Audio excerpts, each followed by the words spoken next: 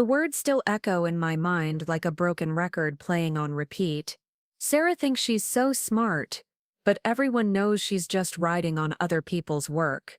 I heard she's been taking credit for ideas that aren't even hers. The cruel laughter that followed those words, bouncing off the break room walls, felt like daggers piercing through my chest. What hurt the most wasn't just the lies themselves, but the fact that people I considered colleagues, people I'd shared coffee and conversations with for years, were nodding along in agreement. But before we jump back in, tell us where you're tuning from, and if this story touches you, make sure you're subscribed, because tomorrow I've saved something extra special for you. That was the moment I realized Marcus Williams had successfully turned my entire department against me with nothing but carefully crafted whispers and strategic manipulation. But what Marcus didn't know, what none of them knew as they sat there dissecting my character over their morning lattes, was that I had already set wheels in motion that would completely flip the script. The promotion announcement sitting in my email inbox, the one I'd been asked to keep confidential until the official company meeting next Monday,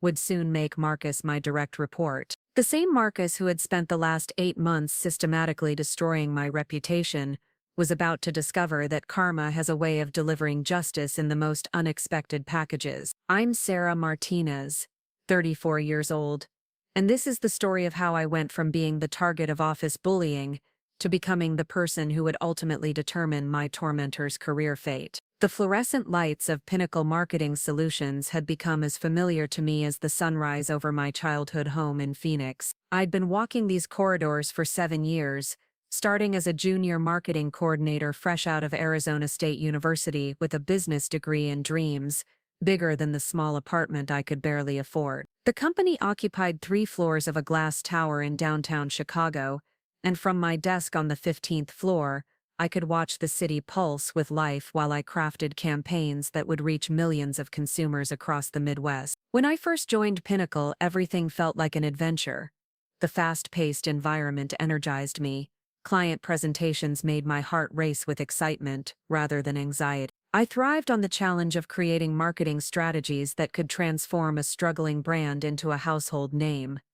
My supervisor then, Jennifer Walsh, had taken me under her wing and taught me that marketing wasn't just about pretty graphics and catchy slogans. It was about understanding human psychology, predicting consumer behavior, and creating emotional connections that transcended mere transactions. Those early years felt like climbing a mountain where each step up revealed a more breathtaking view. I worked late nights and weekends, not because I was forced to, but because I genuinely loved what I was doing. When our team successfully launched the Hometown Heroes campaign for a struggling restaurant chain, increasing their quarterly revenue by 43%, I felt like I was part of something meaningful. The campaign celebrated local community leaders in each city where the restaurants operated, creating a sense of belonging and pride that resonated far beyond the food industry. Jennifer noticed my dedication and creativity. She started giving me more challenging projects, inviting me to strategy meetings with senior leadership.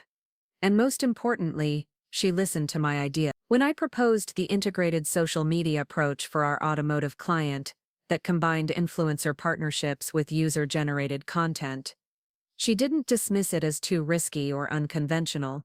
Instead, she helped me refine the concept and present it to the client. The campaign exceeded engagement targets by 200%, and became a case study that other agencies tried to replicate. By my 3rd year, I'd been promoted to marketing specialist, and by my 5th year, I was a senior marketing specialist with my own small team of 2 junior coordinators. The trajectory felt natural, earned through consistent performance and innovative thinking. I'd developed a reputation within the company for being someone who could take on challenging clients, the ones other team members avoided because they were demanding or had unclear objectives. I enjoyed the puzzle of figuring out what would resonate with difficult audiences. My personal life had found its rhythm too. I'd moved into a 1-bedroom apartment in Lincoln Park with exposed brick walls and windows that actually let in natural light. I'd started dating Tom Chen, a software engineer I'd met at a networking event, and our relationship had grown into something steady and comfortable. We'd spend Saturdays exploring Chicago's neighborhoods,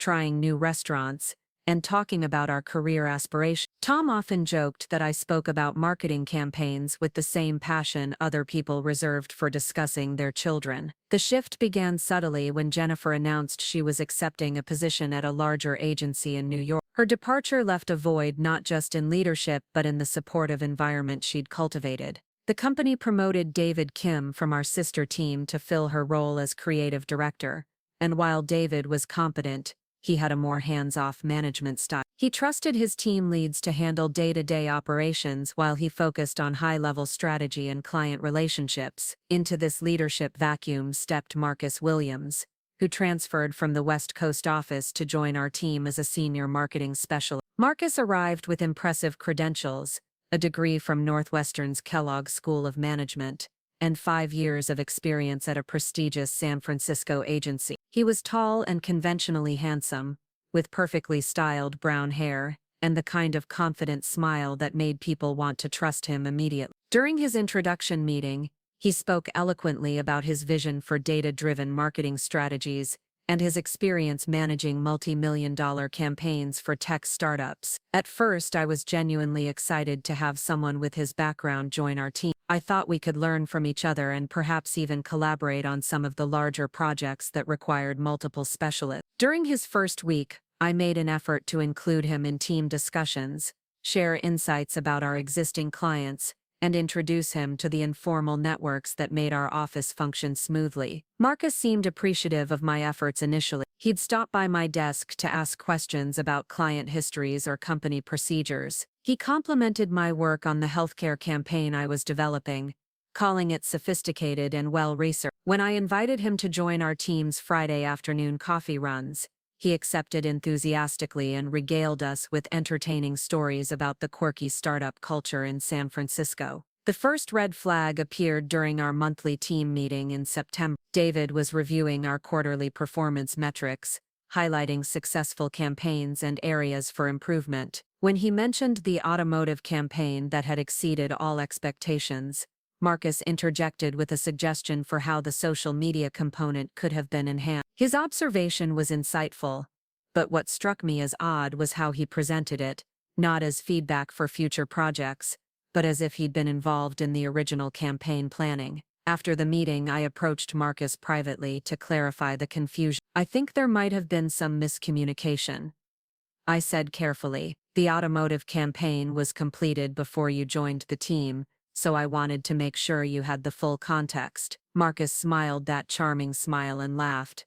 Of course, Sarah. I was just thinking out loud about how we might approach similar projects in the future. Sometimes I get carried away with brainstorming. His response seemed reasonable, and I dismissed my unease as overthinking. The second incident happened a few weeks later during a brainstorming session for a new client in the fitness industry. Our team was gathered in the conference room, throwing around ideas for how to differentiate their brand in an overcrowded market. I suggested focusing on the emotional transformation aspect rather than just physical results, targeting people who felt intimidated by traditional gym culture. The room responded positively, with several team members building on the concept. 2 days later, I was walking past David's office when I heard Marcus discussing the fitness client with him. Through the partially open door, I heard Marcus explaining his idea for an emotional transformation campaign that would appeal to people intimidated by traditional fitness environments. The specifics were nearly identical to what I'd proposed in our team meeting, but Marcus was presenting it as his own insight. I stood in the hallway for a moment, processing what I'd just heard. Part of me wanted to march into David's office and set the record straight immediately, but another part wondered if I was being overly sensitive. Maybe Marcus had genuinely forgotten where the idea originated, or perhaps he was building on my suggestion in ways I hadn't considered. I decided to address it directly with Marcus rather than escalating to David. That afternoon, I found Marcus at his desk reviewing campaign materials. Hey, I wanted to talk to you about the fitness client discussion. I heard you presenting the emotional transformation concept to David, and I think there might be some confusion about where that idea came from. Marcus looked up with what appeared to be genuine surprise. What do you mean? I've been thinking about emotional marketing approaches since my time in San Francisco. It's pretty standard strategy in the wellness space. His response was so confident, so matter-of-fact, that for a moment, I questioned my own memory, but I knew what I had proposed and how the team had responded. "I'm sure emotional marketing is common," I replied, "but the specific angle about intimidated gym newcomers was what I suggested in Tuesday's brainstorming session. I just want to make sure we're on the same page about idea attribution." Marcus's expression shifted slightly, his smile becoming tighter. "Sarah, I think you might be reading too much into casual conversation. David and I were just discussing general approaches to the wellness market. I wasn't presenting a formal proposal or taking credit for anyone's work." The way he said it made me feel like I was being paranoid or possessive over ideas that weren't even that original. I left the conversation feeling unsettled but unsure how to proceed. The ideas we generate in brainstorming sessions often evolve and blend together, making it difficult to trace exact origins. Maybe I was being too territorial about creative concepts that were admittedly built on common marketing principles. I decided to be more careful about documenting my contributions in the future. Preparing and narrating this story took us a lot of time, so if you are enjoying it, subscribe to our channel. It means a lot to us. Now back to the story. While giving Marcus the benefit of the doubt, the pattern escalated gradually over the following month. During client presentations, Marcus would reference insights or strategies that sounded remarkably similar to points I'd made in previous team discussions. When presenting to potential clients, he'd casually mention campaign successes that predated his arrival at the company, speaking about them with the familiarity of someone who'd been intimately involved in their development. What made the situation particularly frustrating was Marcus's skill at plausible deniability. He never directly claimed credit for specific ideas or campaigns. Instead, he'd speak in generalities that allowed listeners to infer his involvement without him explicitly lying. "When we developed that automotive campaign," he might say, or "in my experience with social media integration," referencing projects he'd had no part in creating. The most infuriating aspect was how others began to perceive these interactions. To outside observers, Marcus appeared to be a collaborative team player who referenced collective successes, while I seemed like someone obsessing over minute details of attribution. When I tried to clarify the record or provide context about idea origins, I came across as petty or insecure about sharing credit. Marcus was also strategically building relationships throughout the company in ways that amplified his perceived contribution. He'd stay late to help junior team members with their projects, always making sure his assistance was visible to passing managers. He volunteered for cross-departmental initiatives that put him in contact with senior leadership from other divisions. During company social events, he was charming and approachable, remembering personal details about colleagues' families and interests. Meanwhile, my own reputation began to shift in subtle ways. Colleagues who used to seek my input on challenging projects started turning to Marcus instead. In meetings, my suggestions were met with polite nods, rather than the enthusiastic engagement they'd previously generated. When David assigned project teams, I noticed I was being paired with less experienced team members, while Marcus was given opportunities to work with senior staff. The breaking point came during the preparation for our biggest client presentation of the year. Hartwell Industries, a manufacturing company looking to rebrand their consumer products division, represented a potential 7-figure contract for Pinnacle. David assigned both Marcus and me to the project team, along with 2 junior specialists and a graphic designer. During our initial strategy meeting, I proposed a comprehensive approach that would position Hartwell as an innovative company with traditional values, appealing to both younger consumers seeking cutting-edge products and older customers who valued reliability and craftsmanship. The concept involved highlighting the company's manufacturing heritage, while showcasing their investment in modern technology and sustainable practices. The team responded enthusiastically to the positioning strategy. We spent the next 2 weeks developing the concept, creating mock-ups, researching target demographics, and preparing presentation material. I coordinated most of the research phase, working directly with Hartwell's marketing team to gather insights about their customer base and competitive landscape. 3 days before the presentation, David called a final review meeting to polish our proposal. As we gathered in the main conference room, Marcus distributed a revised presentation deck that he'd apparently been working on independently. "I've been refining our approach based on the client feedback," he announced, "and I think I've found a way to strengthen the positioning strategy." As Marcus walked through his version of the presentation, I realized with growing horror that he'd taken the core concept I'd developed and repackaged it as his own innovation. The heritage meets innovation positioning was identical, but he'd added his own spin on the implementation details and presented the entire framework as if he'd conceived it from scratch. Worse, his version of the presentation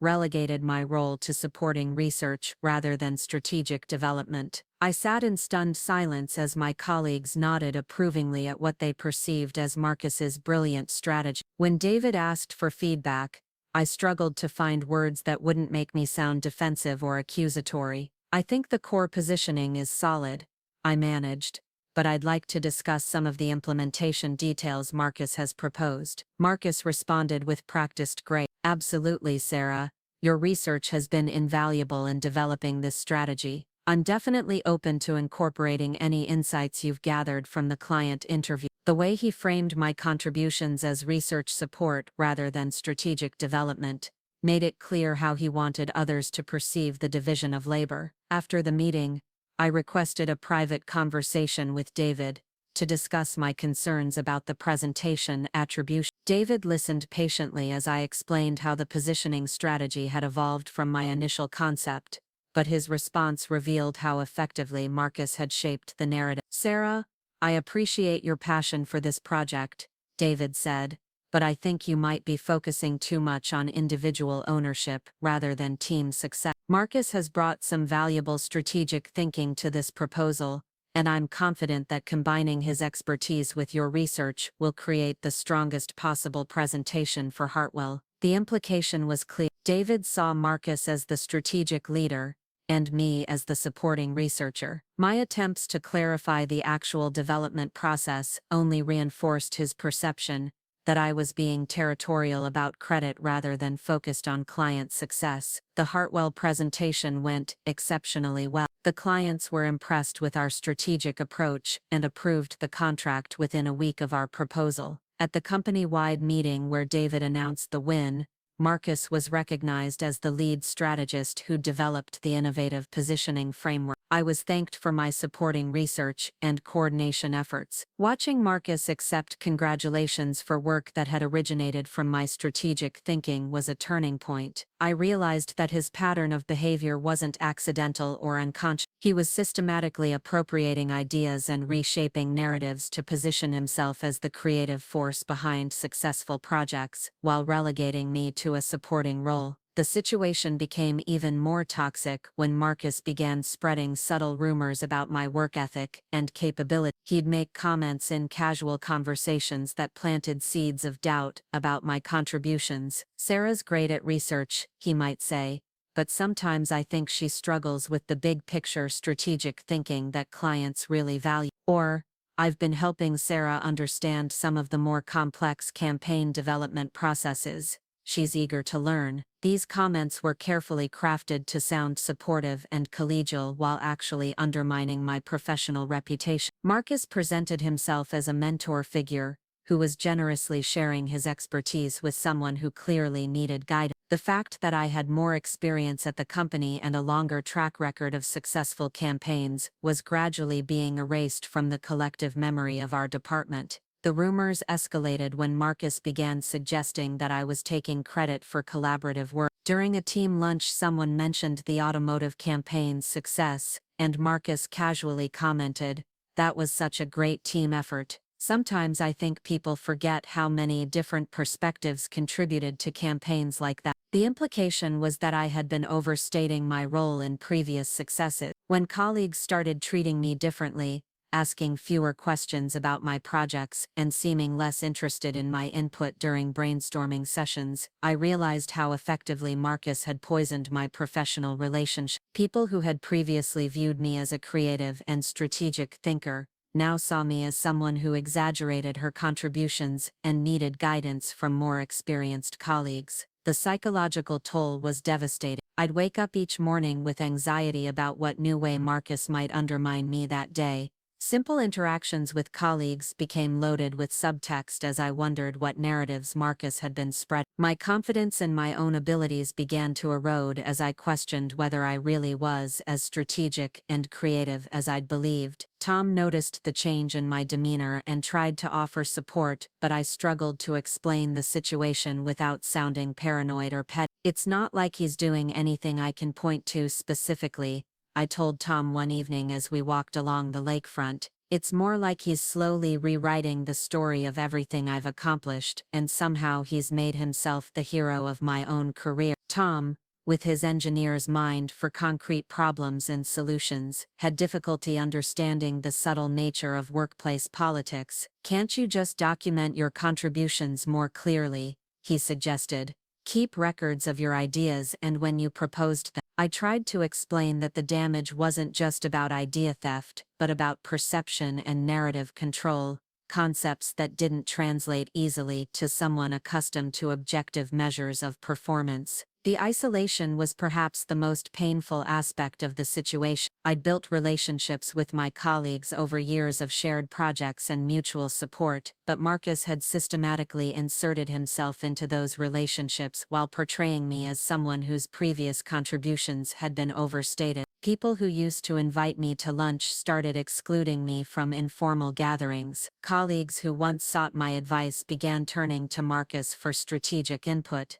My work performance began to suffer as my confidence deteriorated. In meetings, I second-guessed myself before speaking, wondering if my ideas were really valuable or if I was just proving Marcus's point about my limitation. When presenting to clients, I found myself being overly deferential, acknowledging uncertainties instead of projecting the confidence that had previously made me effective. David noticed the change in my performance during my annual review. "Sarah, you've been a valuable team member for many years," he began, "but I've noticed you seem less engaged lately. Your contributions in meetings have been minimal, and you don't seem to be taking initiative on new projects the way you used to." I wanted to explain what had been happening, to describe how Marcus had systematically undermined my confidence and reputation, but I knew it would sound like excuse-making. Instead, I committed to refocusing on my performance and demonstrating my value through results, rather than trying to change perceptions through explanation. That night, I sat in my apartment staring at my laptop screen,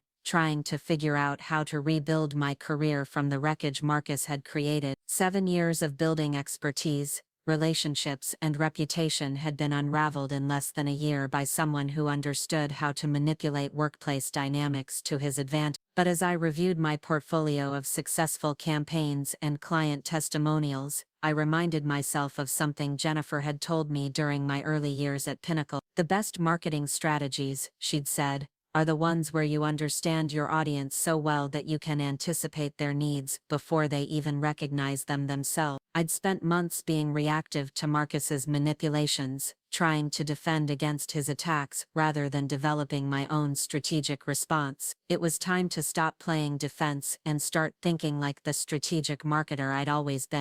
If Marcus wanted to play games with workplace politics and narrative control, he was about to discover that he'd chosen the wrong opponent. What he didn't know was that while he'd been focused on undermining my current position, I'd been building relationships and demonstrating value in areas of the company he'd never even considered. The opportunity I'd been waiting for was about to present itself in a way that would completely shift the balance of power in our department. Sometimes the best revenge isn't about getting even, it's about getting ahead. And I was about to show Marcus exactly what strategic thinking really looked like when it was applied with precision and purpose. The turning point came on a rainy Thursday morning in November when I accidentally overheard a conversation that would change everything. I'd arrived early to catch up on emails before our weekly team meeting. And as I walked past the break room to get coffee, I heard familiar voices through the partially open door. Marcus was holding court with 3 of our colleagues, including Jenny Peterson from accounting and Mike Torres from the design team, people I'd considered friends for years. "I'm not saying Sarah is incompetent," Marcus was saying in that carefully modulated tone he'd perfected, "but I think she's been coasting on her early successes for a while now. David's been asking me to take on more of the strategic work because, honestly, some of Sarah's recent proposals have been pretty basic. like that fitness campaign idea she keeps bringing up as if it's revolutionary. Emotional marketing has been standard practice for years. Jenny's voice carried clearly through the door. Really? I always thought Sarah was one of our strongest team members. She seemed so confident and creative when I first started here. She was, Marcus replied with what sounded like genuine concern. That's what makes this situation so difficult. I think she peaked early and now she's struggling to adapt to how much the industry has evolved. The clients are noticing too. During the Hartwell presentation, they kept directing their questions to me instead of her, even though she was supposed to be the co-lead. Mike chimed in with a laugh. I did notice she seemed kind of withdrawn during that presentation. Not at all like her usual self. Exactly, Marcus continued. And the thing is, she started taking credit for collaborative ideas as if she came up with them independently. It's putting me in an awkward position because I don't want to embarrass her by correcting the record publicly, but I also can't let clients think we're misrepresenting our team's capabilities. I stood frozen in the hallway, my hands trembling as I gripped my empty coffee mug. Every word was a carefully crafted lie designed to rewrite the history of my contributions while positioning Marcus as the reluctant voice of truth. He'd taken my legitimate concerns about his idea theft and flipped the narrative, making me the one who was inappropriately claiming credit for collaborative work. Has David said anything about it? Jenny asked, and I could hear the genuine concern in her voice. She'd always been kind to me, helping me navigate office politics during my early years at the company. Marcus sighed heavily. He's been diplomatic about it, but I know he's noticed. He's been giving me more responsibility lately, asking me to review Sarah's work before it goes to client. I think he's trying to manage the situation without having to address it directly with HR. The implications of that statement hit me like a physical blow. Marcus was suggesting that David had lost confidence in my abilities to the point where he needed oversight on my work. Worse, he was implying that there were performance issues serious enough to potentially involve human resources. That's really sad, Mike said.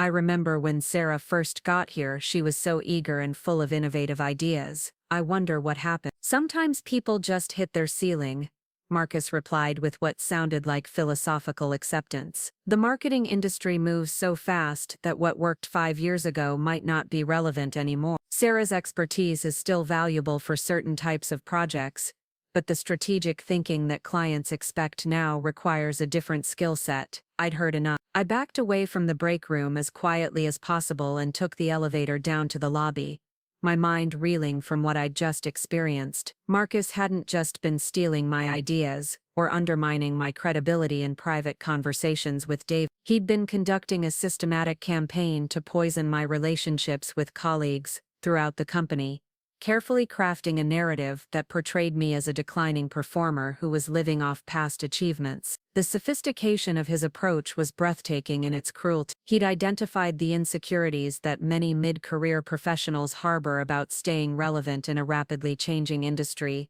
and he'd weaponized those fears against me. By positioning himself as the concerned colleague who was reluctantly acknowledging my decline, he avoided seeming malicious while achieving maximum damage to my reputation. I spent my lunch break walking aimlessly through Grant Park, trying to process the full scope of what Marcus had accomplished. In less than a year, he'd managed to convince my colleagues that I was an underperformer who exaggerated my contributions, while simultaneously positioning himself as the rising star who was graciously covering for my deficiency. The tragic irony was that many of the successes he was implicitly claiming credit for had been mine originally. When I returned to the office, I made a decision that would prove crucial to everything that followed. Instead of confronting Marcus directly or trying to defend myself to colleagues who had already been influenced by his narrative, I would start documenting everything. Every conversation, every idea I proposed, every contribution I made to projects would be recorded with dates, times, and witnesses when possible. I created a private folder on my personal cloud storage and began building a comprehensive record of my actual work versus Marcus's claim. I saved emails that showed my original proposals, documented meeting notes where I'd first suggested strategies that Marcus later presented as his own, and started taking screenshots of project files that showed my contributions before they were revised to minimize my role. The documentation process revealed patterns I hadn't fully recognized while living through them day by day. Marcus had a systematic approach to appropriating ideas. He would listen carefully during brainstorming sessions, take minimal notes, and then schedule follow-up meetings with David, where he would present refined versions of concepts that had emerged from team discussion. His presentations were always polished and well-researched, making them appear more authoritative than the informal exchanges where the ideas had originally been proposed. More insidiously, Marcus had been gradually repositioning successful past campaigns to suggest his involvement or influence. During client meetings, he would reference lessons learned from the automotive campaign or mention insights from the healthcare project, as if he'd been part of the team that developed them. His language was carefully chosen to imply familiarity, without making explicit false claims that could be easily disproven. The psychological manipulation was equally sophisticated. Marcus had identified my natural inclination toward collaborative work and used it against me. When I tried to correct misattributions or clarify my role in project development, I came across as territorial and uncooperative. Meanwhile, his willingness to share credit for work he hadn't contributed to made him appear generous and team-oriented. As I built my documentation file, I also began paying closer attention to office dynamics I'd previously taken for granted. I noticed that Marcus was strategic about when and where he spread his narratives about my performance. He chose moments when people were relaxed and receptive, often during casual conversations over coffee or informal gatherings. After work, his comments were always framed as reluctant observations rather than malicious gossip, which made them seem more credible and harder to challenge. The impact on my daily work life became increasingly difficult to bear. Colleagues who used to engage enthusiastic with my ideas now listened politely, but rarely built on my suggestions. In client meetings, I found myself relegated to note-taking and administrative tasks, while Marcus handled strategic presentations. When I tried to contribute substantive insights, they were often overlooked or acknowledged briefly before the conversation moved on. My relationship with David deteriorated further as Marcus's influence grew. During our monthly one-on-one meetings, David's feedback became increasingly focused on areas where I needed improvement, rather than recognition of my contribution. He suggested that I might benefit from additional training in strategic planning, implying that my current skills weren't sufficient for senior-level responsibilities. "Sarah, I've noticed you seem less confident in meetings lately," David said during one particularly difficult review session. Strategic marketing requires someone who can command a room and inspire confidence in clients. "I'm wondering if you might be more comfortable focusing on the research and analysis aspects of campaigns, while leaving the client-facing strategy work to team members who are more naturally suited for those responsibilities." The suggestion was devastating because it represented exactly what Marcus had been working toward. I was being repositioned from a strategic contributor to a supporting researcher, despite having more experience and a longer track record of successful campaigns than anyone else on the team, except David himself. "I think there might be some misunderstanding about my recent contributions," I replied carefully. "The positioning strategy for Hartwell Industries, for example, originated from research and insights I developed independently. I'd be happy to walk through my strategic thinking process on that project." David's expression suggested he'd already formed his opinion about my role in that campaign. "Marcus has been very generous in acknowledging your research contributions to that project," he said. "But the strategic framework that ultimately won the client was really his innovation. I think focusing on your strengths in research and letting others handle the strategic development might be the best use of your talent." I left that meeting feeling like I was trapped in an alternate reality where my professional identity had been completely rewritten. 7 years of building expertise and credibility had been erased by someone who understood how to manipulate perception more effectively than I understood how to defend against it. The situation reached a crisis point during the annual performance review cycle in December. Marcus and I were both being considered for promotion to marketing manager, a position that would involve leading a team of specialists and having input into departmental strategy. Based on my tenure at the company and track record of successful campaigns, I should have been the obvious choice for advanced. Instead, David informed me during my review that while my research skills were valuable, the company was looking for someone with stronger strategic leadership capabilities for the management role. Marcus, he explained, had demonstrated the kind of visionary thinking and client relationship skills that the position required. This doesn't reflect any deficiency in your abilities, David assured me.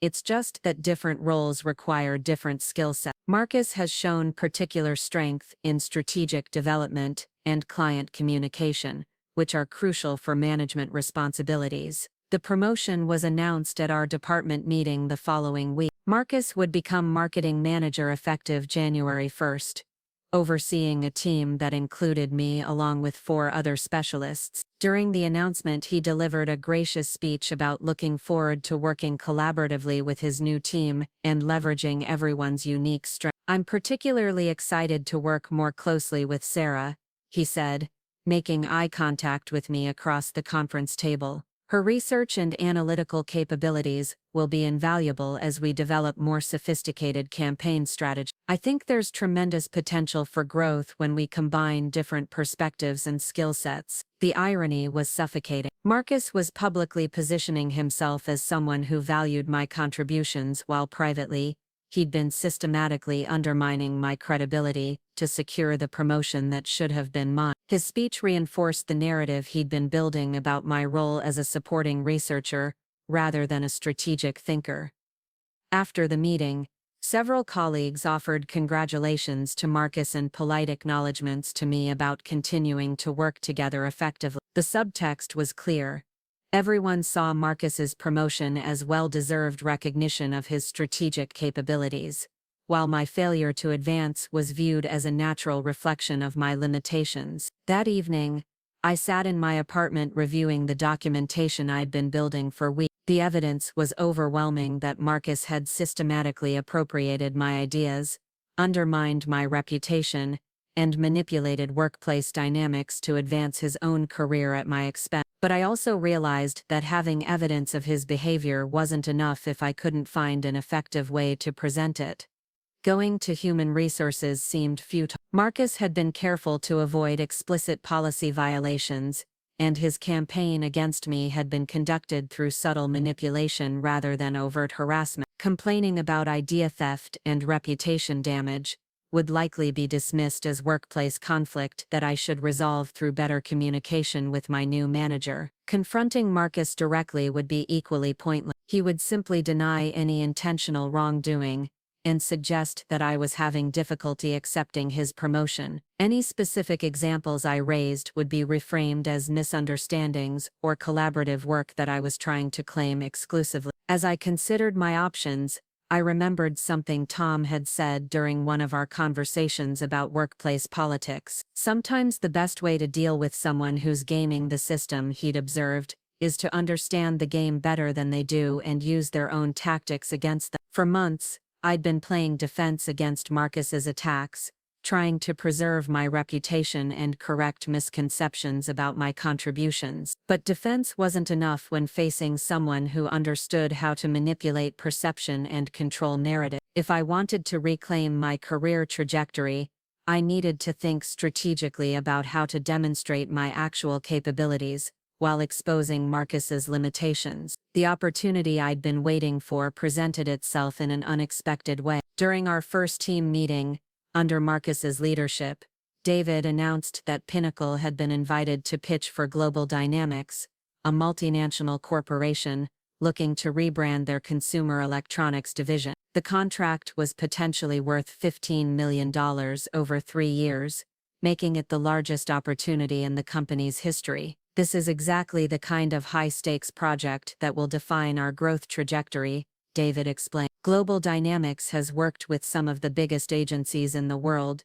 so they're expecting a level of strategic sophistication that will challenge our team to perform at the highest level. Marcus immediately positioned himself as the natural lead for the project. I think this aligns perfectly with the strategic vision I've been developing for our department, he said. My experience with large-scale rebranding initiatives will be crucial for understanding Global Dynamics' needs and positioning our proposal effectively. What Marcus didn't know, and what I had discovered during my own research into the company was that Global Dynamics was facing a specific challenge that required exactly the kind of deep industry knowledge and strategic thinking that I'd been developing for years. Their consumer electronics division was struggling to differentiate itself in a market dominated by companies with stronger brand recognition and more innovative product lines. The key to winning their business wouldn't be flashy presentation techniques or generic strategic framework. It would require understanding the subtle psychological factors that influence consumer behavior in technology markets,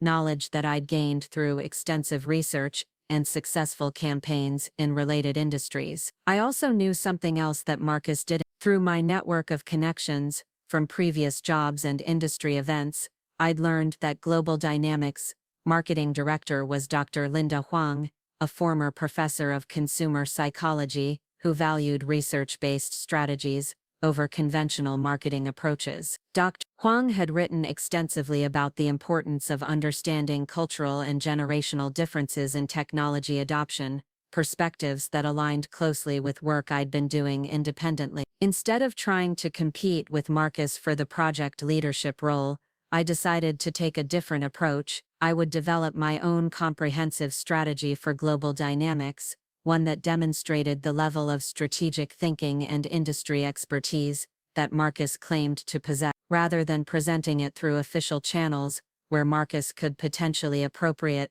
or undermine it, I would find a way to get it directly to the client. Over the next 2 weeks, I worked nights and weekends to create the most sophisticated marketing strategy I'd ever developed. I analyzed Global Dynamics' competitive position across multiple market segments, identified specific opportunities for brand differentiation based on emerging consumer trends, and developed a comprehensive implementation plan that addressed both short-term visibility goals and long-term brand positioning objectives. The strategy incorporated insights from consumer psychology research, analysis of successful rebranding campaigns in adjacent industries, and specific recommendations for how Global Dynamics could leverage their existing strengths while addressing market perception challenges. It was the kind of work that required deep understanding of both marketing principles and industry dynamics, exactly the combination of skills that Marcus claimed I lacked. My research revealed that Global Dynamics was particularly concerned about their appeal to younger consumers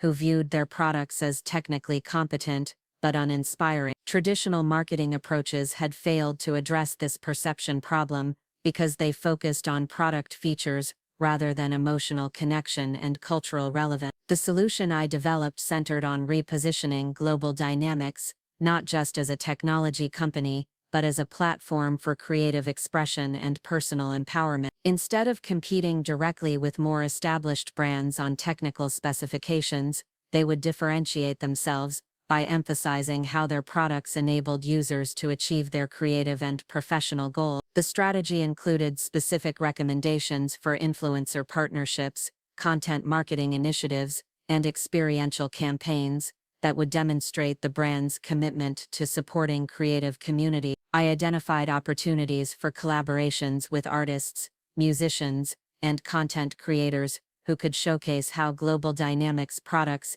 enhanced their work rather than simply meeting basic functional requirements. What made the strategy particularly sophisticated was how it addressed different market segments without diluting the overall brand message. Younger consumers would connect with the creative empowerment positioning, while older customers would appreciate the underlying quality and reliability that made creative expression possible. The approach unified Global Dynamics' diverse product lines under a coherent brand narrative that differentiated them from competitors. As I refined the strategy, I became increasingly confident that it represented a level of strategic thinking that would impress even the most sophisticated clients. The recommendations were specific enough to be actionable while remaining flexible enough to adapt to changing market conditions. Most importantly, the approach addressed Global Dynamics' actual business challenges rather than applying generic marketing formulas. The question was how to get the strategy in front of Dr. Huang without going through Marcus or David,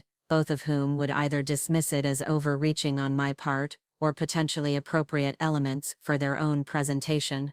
I needed a way to demonstrate my capabilities directly to the client while maintaining professional boundaries. The solution came through my alumni network at Arizona State University. During my research into global dynamics leadership team, I discovered that Dr. Huang was scheduled to speak at a marketing symposium hosted by Northwestern University in January. The event was open to industry professionals, and several of my former colleagues from previous jobs were planning to attend. I registered for the symposium and began planning how to approach Dr. Huang professionally. Rather than ambushing her with an unsolicited pitch, I would attend her presentation, ask thoughtful questions that demonstrated my understanding of her research, and potentially find an opportunity for informal conversation about the challenges facing technology companies in contemporary market. The symposium took place on a cold Saturday morning in Northwestern's downtown Chicago campus. Dr. Huang's presentation focused on the psychological factors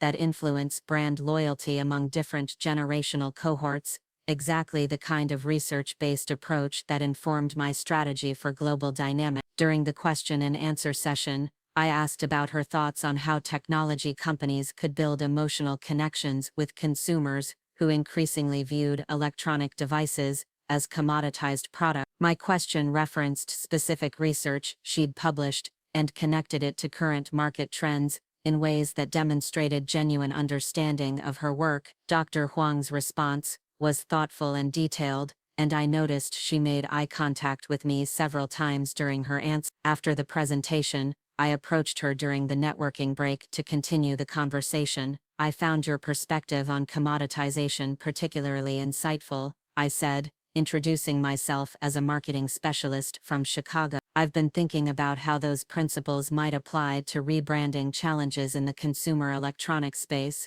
Dr. Huang smiled warmly.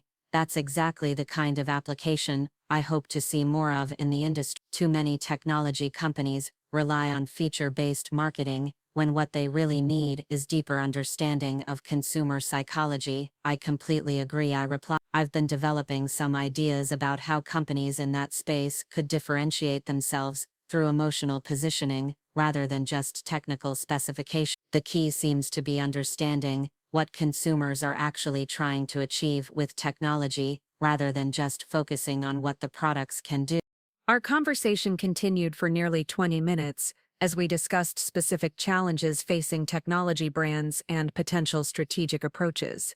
Wang was clearly impressed by my understanding of consumer psychology principles and my ability to connect research insights to practical marketing applications. As our conversation was winding down, Dr. Wang mentioned that she was working with a company that was facing exactly the kind of rebranding challenges we'd been discussing. It's fascinating how theoretical frameworks become so much more complex when you're dealing with real market dynamics and competitive pressures, she observed. I imagine the key is finding strategies that are sophisticated enough to address multiple challenges simultaneously, while remaining simple enough to execute effectively. I replied, hoping my response would prompt her to share more details about the project. Dr. Huang nodded thoughtfully. Exactly. We're looking for approaches that can unify diverse product lines under a coherent brand narrative while appealing to different demographic segments. It's the kind of challenge that requires both strategic vision and deep understanding of consumer behavior. I realized this was my opportunity to demonstrate the quality of my thinking without being overly aggressive. Those are exactly the kinds of challenges I find most interesting to work on. I've actually been developing some frameworks for technology rebranding that address that balance between sophistication and accessibility. I'd be happy to share my thinking if you're interested in different perspectives on the challenge. Dr. Huang's eyes lit up with genuine interest. I'd love to see your approach. Would you be willing to send me some of your ideas? I'm always interested in innovative thinking about these kinds of complex positioning challenges. We exchanged contact information, and I promised to send her a summary of my strategic framework within the next few days. As I walked back to my car after the symposium, I felt a surge of excitement mixed with nervousness. I'd managed to create an opportunity to showcase my work directly to global dynamics decision-maker, but I also needed to be careful about how I presented the information. I spent Sunday refining my strategy document to focus specifically on the challenges Huang had mentioned during our conversation. Rather than presenting it as a proposal for global dynamics specifically, I framed it as a strategic framework for technology rebranding that could be applied to various situations. The document I sent to Huang was concise but comprehensive, demonstrating sophisticated understanding of consumer psychology while providing specific recommendations for implementation. I included case studies from successful rebranding campaigns in adjacent industries and explained how the principles could be adapted for different market conditions. Dr. Huang's response came within 2 days, and her enthusiasm was unmistakable. "This is exactly the kind of strategic thinking we need more of in our industry," she wrote. "Your framework addresses several challenges we've been grappling with, and your understanding of consumer psychology is impressive. Would you be available for a phone call to discuss your ideas in more detail?" Our phone conversation lasted over an hour as we explored various aspects of the strategic framework and its potential applications. Huang asked probing questions that demonstrated she was seriously considering the approach, and she seemed particularly impressed by my ability to connect theoretical principles to practical implementation strategies. Near the end of our conversation, Dr. Huang made a comment that changed everything. "I have to ask," she said, "do you happen to work with Pinnacle Marketing Solutions? We're scheduled to meet with them next week about a potential project, and this kind of strategic sophistication would be exactly what we're looking for." I felt my heart rate accelerate as I realized the implications of her question. "I do work for Pinnacle," I replied carefully. "I'm part of the team that's been preparing for your meeting." There was a pause before Dr. Huang responded. "That's wonderful news. I'm very much looking forward to seeing how your strategic framework applies to our specific situation. Based on our conversation, I'm optimistic that Pinnacle has the kind of strategic depth we're seeking for this project." After ending the call, I sat in my apartment processing what had just happened. Dr. Huang was clearly expecting to see my strategic approach during Pinnacle's presentation, but she had no idea that Marcus was leading the project and had never seen my work. The presentation that our team was preparing was built around Marcus's conventional approach to rebranding, which bore no resemblance to the sophisticated framework I'd shared with Dr. Huang. I was faced with a choice that would determine the trajectory of my career. I could inform Marcus about my conversation with Dr. Huang and share my strategic framework, which would likely result in him appropriating my work once again while taking credit for the client relationship. Alternatively, I could let the presentation proceed as planned and allow Marcus to demonstrate the limitations of his strategic thinking when compared to what Dr. Huang was expecting. The ethical considerations were complex. Withholding information that could benefit the team's presentation might seem like sabotage, but I also had a responsibility to protect work I'd developed independently from someone who had repeatedly stolen my ideas. More importantly, Huang's enthusiasm for my approach suggested that it represented Pinnacle's best chance of winning the Global Dynamics contract. I decided to take a calculated risk. Rather than sharing my framework with Marcus directly, I would prepare a comprehensive backup strategy that I could present if the initial presentation didn't meet the client's expectations. If Marcus's approach succeeded on its own merits, I would support the team effort without claiming additional credit. But if his conventional strategy failed to impress Dr. Huang, I would be ready to demonstrate the kind of strategic thinking that Pinnacle was truly capable of delivering. The week leading up to the Global Dynamics presentation was tense,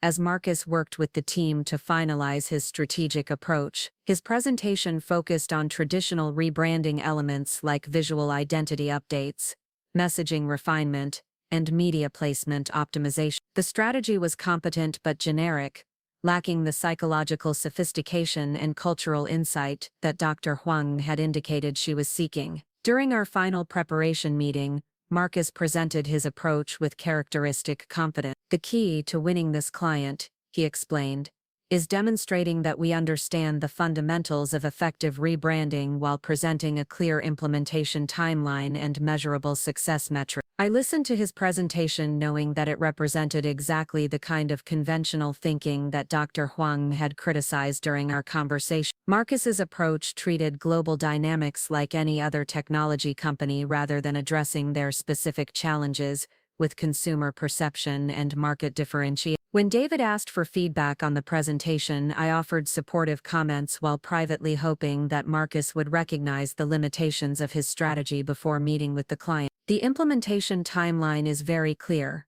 I said, and I think the clients will appreciate how thoroughly you've thought through the execution details. Marcus accepted the praise with satisfaction, apparently confident that his approach would impress Global Dynamics' leadership team. He had no idea that his presentation would be evaluated against the strategic framework I'd already shared with their marketing director. The morning of the presentation arrived with typical Chicago winter weather, gray skies and bitter wind that seemed to reflect my anxious mood. Our team gathered in Pinnacle's main conference room to review final preparations before heading to Global Dynamics headquarters. Marcus was clearly excited about the opportunity, viewing it as a chance to establish himself as a strategic leader capable of handling major clients. "This is exactly the kind of project that can define our growth trajectory," he told the team as we prepared our materials. "Global Dynamics has worked with some of the biggest agencies in the world, so impressing them will establish Pinnacle's reputation at a completely different level." As we traveled to the client's office, I reviewed my backup strategy one final time. If Marcus's presentation went well, I would support his success and continue building my own reputation through future opportunities. But if Dr. Huang's reaction indicated disappointment with our conventional approach, I would be ready to demonstrate the strategic sophistication that Pinnacle was actually capable of delivering. The Global Dynamics headquarters occupied an entire floor of a gleaming downtown tower, with glass-walled conference rooms overlooking the Chicago River. Dr. Huang met us in the lobby along with two other members of their marketing team, and I could see her scanning our group with interest as David made introductions. When David introduced me as a member of the strategic team, Dr. Huang smiled warmly and made eye contact in a way that confirmed she remembered our conversation. "I'm very much looking forward to seeing your strategic approach," she said to the group, though her comment seemed directed specifically at me. Marcus began his presentation with polished confidence,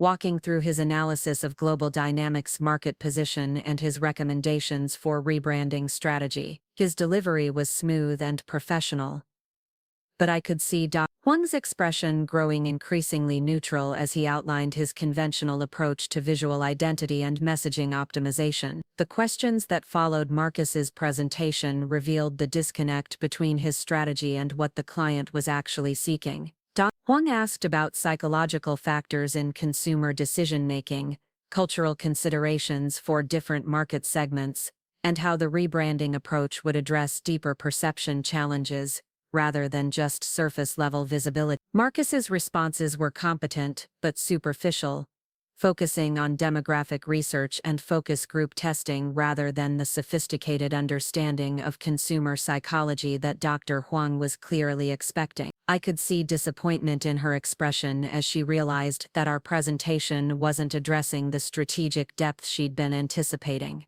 After Marcus finished answering questions, Dr. Huang looked directly at me. "Sarah, I'd be interested in your perspective on how psychological factors might influence the rebranding strategy we've been discussing." This was the moment I'd been preparing for. I had seconds to decide whether to support Marcus's conventional approach or demonstrate the strategic thinking that Dr. Huang was actually seeking. Looking at her expectant expression and remembering our conversation about the importance of sophisticated consumer psychology applications, I made my choice. "I think the key challenge for Global Dynamics," I began, "isn't just creating better brand visibility, but addressing the fundamental perception gap between how consumers currently view your products and how they could view them with more strategic positioning." I took a deep breath and began outlining the strategic framework I'd developed, watching as Dr. Huang's expression shifted from polite interest to genuine engagement. "Consumer electronics have become commoditized not because the technology lacks innovation, but because companies have failed to connect their products to the deeper aspirations and creative goals of their user. Global Dynamics has an opportunity to reposition itself not just as a technology provider, but as an enabler of creative expression and personal empowerment. The room went completely silent. I could feel Marcus's eyes burning into me from across the conference table, but I continued with growing confidence. The key insight from recent consumer psychology research is that younger demographics don't want to buy products, they want to buy into possibility. They're not choosing between technical specifications, they're choosing between different versions of who they could become. Dr. Huang leaned forward, clearly intrigued. Can you elaborate on how that psychological framework would translate into specific strategic recommendations? I pulled out my tablet and began walking through the comprehensive strategy I'd developed over weeks of intensive research. The core positioning would center on global dynamics as a platform for creative achievement. Instead of competing on technical features, we differentiate by demonstrating how your products amplify human creativity and enable users to bring their visions to life. As I detailed the strategy, I could see Dr. Huang taking extensive notes while her colleagues exchanged impressed glances. The approach I was presenting was exactly the kind of sophisticated, research-based thinking she'd indicated they were seeking. More importantly, it addressed the specific challenges Global Dynamics faced in connecting with younger consumers while maintaining appeal to their existing customer base. This framework includes specific recommendations for experiential marketing campaigns that would showcase real users achieving their creative goals with Global Dynamics products. I continue. We'd partner with emerging artists, musicians, and content creators who could demonstrate authentic use cases rather than traditional endorsement relationships. Marcus finally found his voice, though his tone carried an edge of barely controlled frustration. That's an interesting perspective, Sarah, but I think we need to be careful about overcomplicating the strategic approach. The fundamentals of effective rebranding focus on clear messaging and consistent visual identity across all touchpoints. Dr. Huang turned to Marcus with a polite but pointed question. How would your fundamental approach address the perception challenges we discussed regarding younger consumer segments? Our research indicates that traditional messaging strategies have been insufficient for changing how millennials and Gen Z consumers view our brand. Marcus's response revealed the limitations of his conventional thinking. He spoke about demographic targeting and social media engagement tactics, but his suggestions lacked the psychological depth that Dr. Huang was clearly seeking. I could see him struggling to adapt his generic framework to address the specific insights she was raising. Meanwhile, I continued developing the strategic framework, explaining how Global Dynamics could create integrated campaigns that told stories about creative achievement rather than just product functionality. The implementation would involve identifying authentic creators whose work genuinely depends on reliable technology, then documenting their creative processes in ways that naturally showcase how Global Dynamics products enable rather than constrain their artistic vision. One of Dr. Huang's colleagues, a younger woman who'd been introduced as their social media strategy director, spoke up with obvious enthusiasm. This approach would solve one of our biggest challenges with influencer partnership. We've been struggling to find collaborations that feel authentic rather than obviously commercial. Focusing on genuine creative processes would make the brand integration much more natural and compelling. I nodded, pleased to see the strategy resonating with different members of their team. Exactly.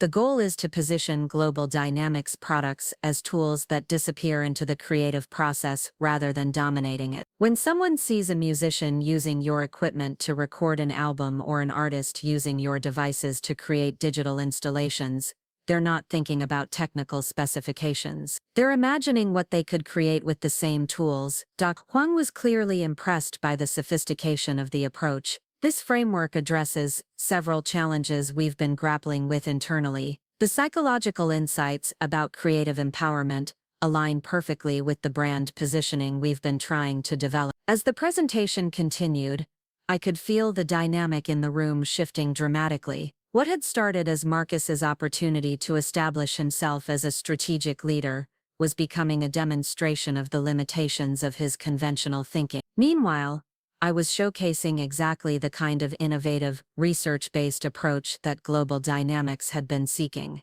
The questions that followed focused almost exclusively on my strategic framework. Dr. Huang and her team wanted to understand specific implementation details, timeline considerations, and measurement strategy. Marcus attempted to insert himself into the conversation by asking about budget implications and project management logistics, but his contributions felt peripheral to the core strategic discussion. David, who had been observing the presentation with growing amazement, finally spoke up. "Sarah, this is incredibly sophisticated work. I had no idea you'd been developing such comprehensive strategic frameworks." His comment revealed how effectively Marcus had managed to marginalize my contributions within our own team. David genuinely didn't know about my strategic capabilities because Marcus had been positioning me as a researcher and analyst rather than a strategic thinker. The irony was that my actual strategic work was more sophisticated than anything Marcus had ever produced. As the meeting concluded,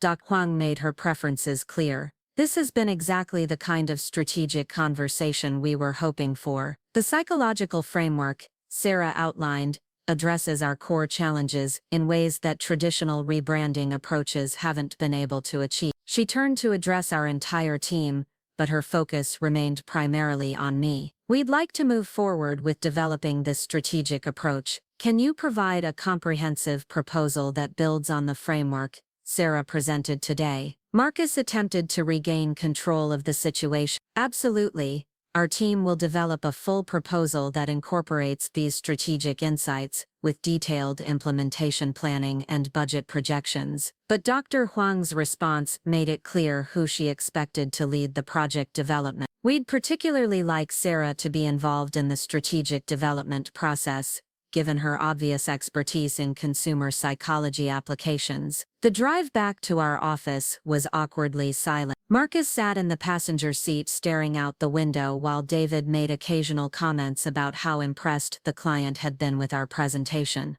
I could feel the tension radiating from Marcus as he processed what had just happened. His moment of triumph had been completely overshadowed by my demonstration of superior strategic thinking. Back at the office, David called an immediate team meeting to discuss the Global Dynamics opportunity. As we gathered in the conference room, I could see Marcus struggling to regain his composure and reassert his authority as the project leader. "That was an excellent presentation," David began.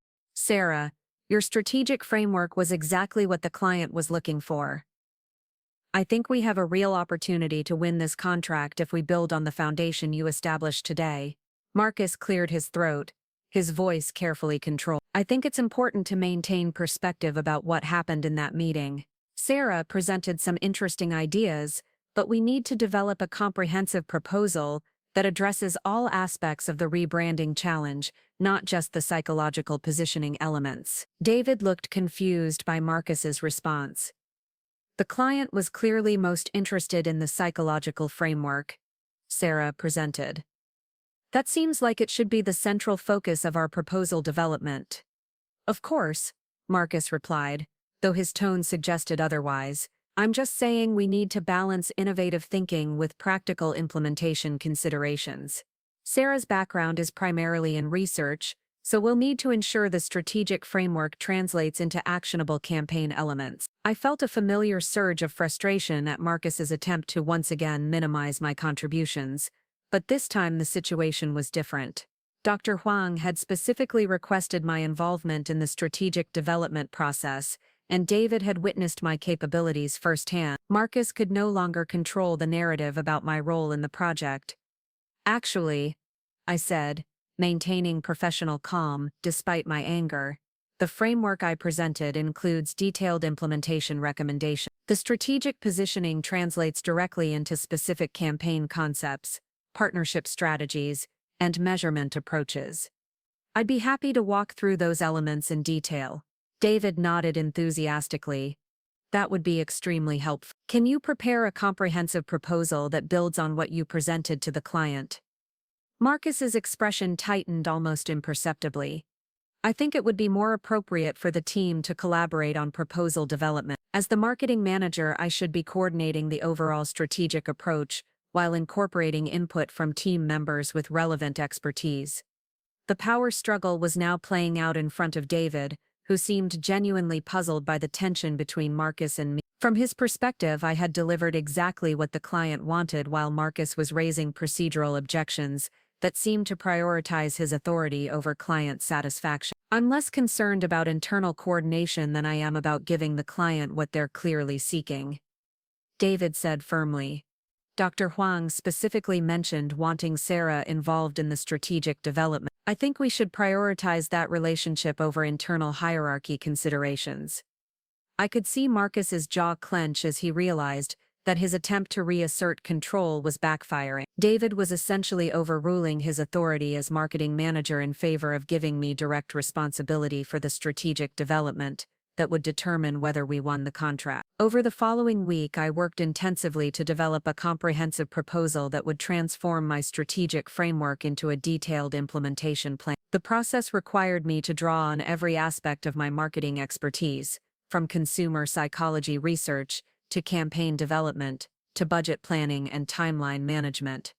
The proposal I created was the most sophisticated piece of strategic work I'd ever produced. It included detailed analysis of global dynamics competitive positioning, comprehensive recommendations for creative campaign development, specific strategies for influencer partnerships, and experiential market and measurement frameworks that would demonstrate the impact of psychological positioning on brand perception and consumer behavior. What made the proposal particularly powerful was how it connected high-level strategic thinking to practical implementation detail. I provided specific examples of how the creative empowerment positioning would translate into advertising campaigns, social media content, and live events. I identified potential creative partners whose work aligned with the brand values we wanted to communicate. I even included preliminary budget estimates and timeline projections that demonstrated the feasibility of the approach. As I refined the proposal, I became increasingly confident that it represented a level of strategic sophistication that would differentiate Pinnacle from any competing agency. The recommendations weren't just innovative, they were thoroughly researched and carefully planned to address global dynamics-specific business objectives. Marcus made several attempts to insert himself into the proposal development process, suggesting meetings to review my progress and offering to contribute implementation expertise. I handled these overtures diplomatically, providing general updates about my progress while maintaining control over the strategic content. I want to make sure the proposal reflects our team's collaborative approach, Marcus said during one of these conversations. The client should understand that Pinnacle's strength comes from our integrated strategic capabilities rather than individual expertise. I recognized his language as another attempt to minimize my specific contributions while positioning himself as the team leader who had facilitated the strategic development. I'm definitely planning to emphasize how the strategic framework builds on Pinnacle's overall capabilities, I replied carefully. The proposal will make it clear that this approach represents the kind of innovative thinking our team can deliver consistently. What I didn't tell Marcus was that I'd been documenting our entire interaction with Global Dynamics, including Dr. Huang's specific requests for my involvement and David's comments about my strategic capability. If Marcus attempted to claim credit for the proposal or marginalize my role in its development, I had clear evidence of my actual contributions. The proposal presentation was scheduled for the following Friday at Global Dynamics headquarters. Huang had specifically requested that I present the strategic framework while other team members could address implementation and administrative details. The arrangement effectively positioned me as the strategic lead, while giving Marcus responsibility for supporting logistics. In the days leading up to the presentation, Marcus's behavior became increasingly erratic. He would make suggestions for revisions to the proposal that would have diluted its strategic sophistication,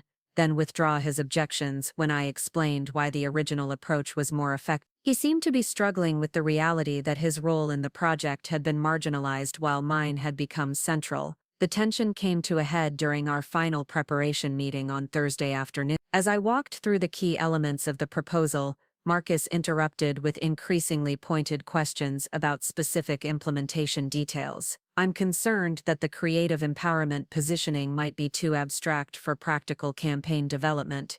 How do you envision translating these psychological insights into concrete advertising content? I responded by outlining the detailed campaign concepts I'd developed, complete with specific creative examples and implementation strategy. My answer was comprehensive and demonstrated thorough thinking about how strategic positioning translates into tactical execution. Marcus continued pressing with questions that seemed designed to expose potential weaknesses in my proposal rather than genuinely improve its quality. What about budget considerations for the experiential marketing components? Have you verified that these campaign concepts are financially feasible? Again, I was able to provide detailed answers that demonstrated I'd thoroughly considered every aspect of the strategic implementation. The budget projections I'd developed were realistic and based on current market rates for similar creative partnerships and experiential campaigns. David, who had been observing this exchange with growing frustration, finally intervened. Marcus, Sarah has clearly thought through all of these implementation details. I think we should focus on rehearsing the presentation rather than questioning fundamental elements of the proposal. Marcus's expressions suggested he was beginning to realize that his attempts to undermine my credibility were having the opposite effect. Instead of exposing weaknesses in my strategic thinking, his challenges were highlighting the thoroughness and sophistication of my work. The presentation day arrived with crisp winter sunshine that seemed to reflect my confident mood. I'd spent months being undermined and marginalized by Marcus, but today would demonstrate definitively which of us possessed the strategic capabilities that clients value. Our team arrived at Global Dynamics 30 minutes before the scheduled meeting to set up our materials and review final preparations. Dr. Huang greeted us warmly and introduced 2 additional members of their leadership team, who would be participating in the presentation evaluation. We're very excited to see how your strategic framework has developed, she told me as we were setting up in their main conference room. The psychological positioning approach you outlined has been generating considerable enthusiasm among our internal stakeholders. Marcus attempted to position himself as the presentation leader, but Dr. Huang's focus remained clearly on me. When she asked about the agenda for the meeting, she directed her questions specifically to me, rather than to Marcus, despite his role as marketing manager. I began the presentation by reviewing the strategic foundation we'd discussed in our previous meeting, then building systematically toward the comprehensive implementation plan I'd developed. The psychological framework for creative empowerment positioning provided the foundation for specific campaign recommendations that addressed each of Global Dynamics' stated objectives. As I presented the creative concepts, partnership strategies, and experiential marketing recommendations, I could see the client team becoming increasingly engaged. Dr. Huang took extensive notes and asked detailed questions that demonstrated genuine interest in implementing the approach. The moment that crystallized everything came when Dr. Huang asked about my background in consumer psychology research. Your insights into generational differences in technology adoption are remarkably sophisticated. How did you develop this expertise? I explained my academic background and professional experience, including independent research I'd been conducting into consumer behavior patterns in technology markets. As I spoke, I could see Marcus's expression growing increasingly uncomfortable as the client learned about capabilities he'd been systematically downplaying within our own team. Dr. Huang's response was illuminating. This explains why your strategic approach is so much more sophisticated than what we typically see from marketing agencies. Most firms focus on demographic targeting without understanding the psychological factors that actually drive consumer decisions. Her comment was an implicit criticism of conventional marketing approaches like the one Marcus had initially presented. More importantly, it established me as someone with specialized expertise that differentiated Pinnacle from competing agencies. The questions that followed the presentation focused almost exclusively on strategic implementation details that only I could answer effectively. Marcus attempted to contribute by discussing project management, logistics, and budget administration, but his comments felt peripheral to the core strategic conversation. When Dr. Huang asked about timeline considerations for implementing the creative empowerment positioning, I was able to provide specific recommendations based on my understanding of consumer psychology research cycles and creative partnership development timeframe. My answers demonstrated not just strategic vision but practical expertise in executing sophisticated marketing approaches. The meeting concluded with Dr. Huang expressing strong enthusiasm for the proposal and indicating that Global Dynamics wanted to move forward with Pinnacle as their agency partner. This strategic framework represents exactly the kind of innovative thinking we've been seeking, she said. We're particularly impressed by the psychological sophistication of the approach and the thoroughness of the implementation planning. As we packed up our materials, Dr. Huang pulled me aside for a private conversation. I want you to know that your strategic work was the determining factor in our decision to work with Pinnacle. We've met with several other agencies, but none of them demonstrated the depth of understanding about consumer psychology that you've shown. She paused, then continued with obvious sincerity.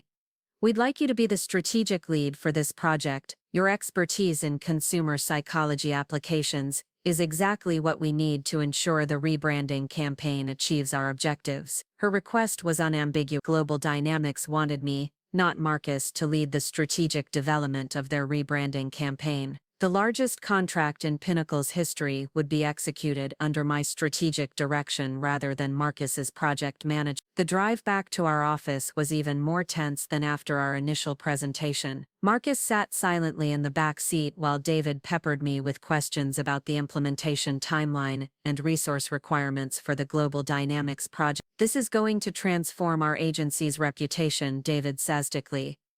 Landing a client like Global Dynamics establishes us as capable of competing for major multinational contracts. I responded to his questions professionally while internally processing the magnitude of what had just happened. In the space of 2 weeks, I'd gone from being marginalized as a supporting researcher to becoming the strategic lead for the largest project in company history. Back at the office, David called an immediate meeting with senior leadership to discuss the Global Dynamics contract. As we gathered in the main conference room, I could see Marcus struggling to maintain his composure while processing how dramatically the power dynamics had shifted. David began the meeting by announcing our success in winning the Global Dynamics contract, then explaining how the client had specifically requested my involvement as strategic lead. Dr. Huang was extremely impressed by Sarah's expertise in consumer psychology application. They've made it clear that her strategic leadership is a key factor in their decision to work with Pinnacle. The senior leadership team responded with obvious excitement about landing such a prestigious client. Several executives congratulated me personally on developing the strategic approach that had won the contract. Marcus was acknowledged for his role in the presentation,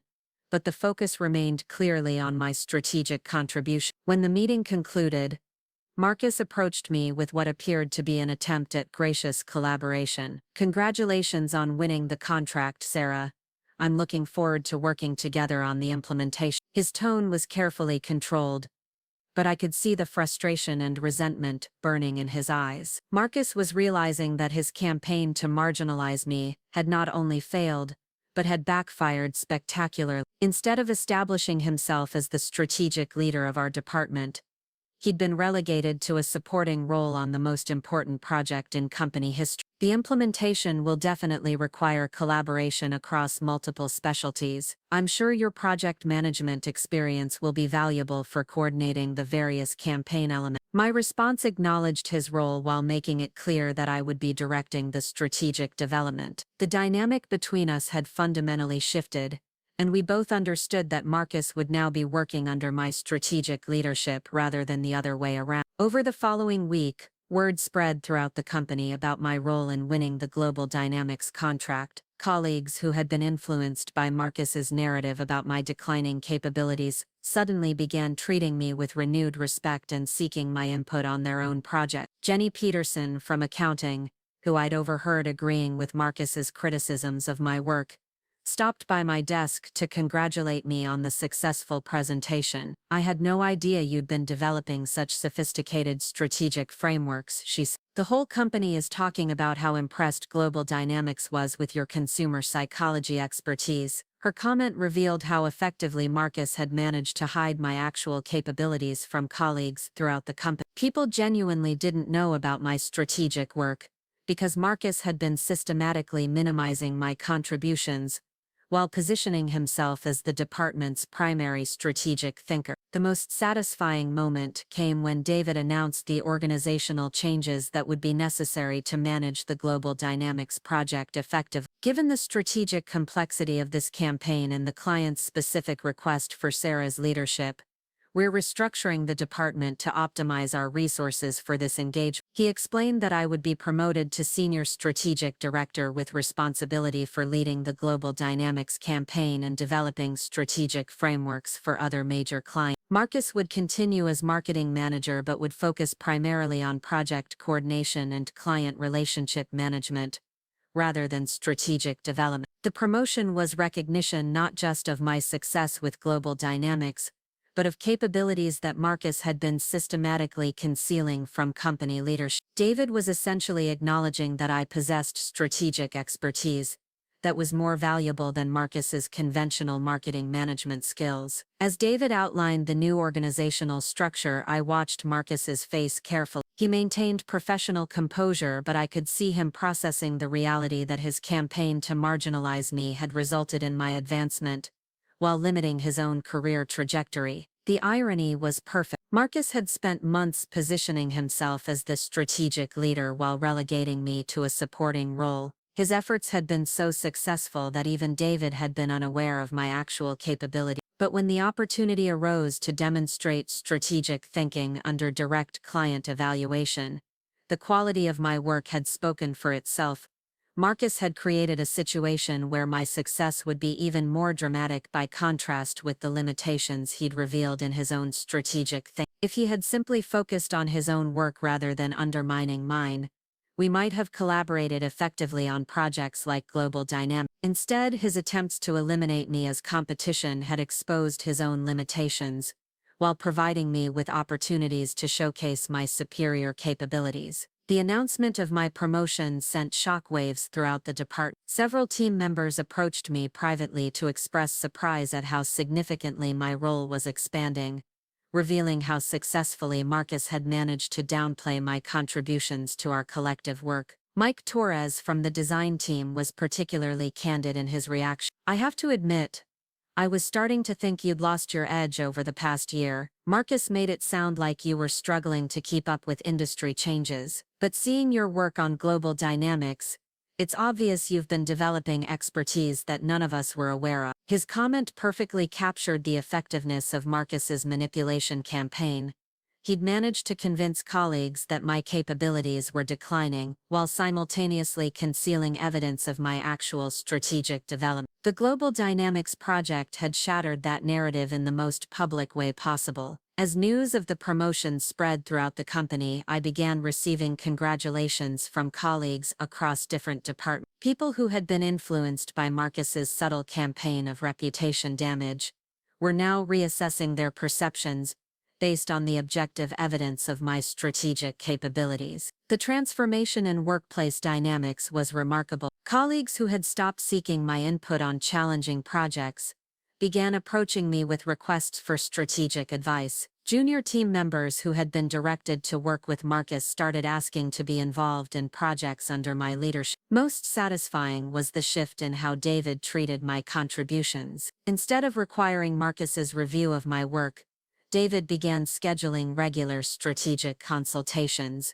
where I could share insights about emerging trends in consumer psychology and their implications for client campaigns. The recognition extended beyond my immediate department when the company's executive leadership announced that the Global Dynamics contract would be featured as a case study in their annual presentation to potential investors. My strategic framework for creative empowerment positioning was highlighted as an example of the innovative thinking that differentiated Pinnacle from competing agencies. During the investor presentation preparation, I was asked to present my strategic approach to the company's board of directors. The opportunity to showcase my work at the highest levels of company leadership represented validation that would have been impossible if Marcus had succeeded in marginalizing my contribution. As I prepared for the board presentation, I reflected on how dramatically my professional situation had transformed. 6 months earlier, Marcus had been systematically undermining my reputation while positioning himself for promotion to marketing manager. Now I was being promoted beyond his level while he faced the prospect of working under my strategic direction. The board presentation went exceptionally well, with several directors expressing enthusiasm for the psychological sophistication of my strategic approach. One director, who had extensive experience in consumer marketing, commented that my framework represented the kind of research-based innovation that would define the future of the marketing industry. Following the presentation, the company's CEO pulled me aside for a private conversation about my career trajectory.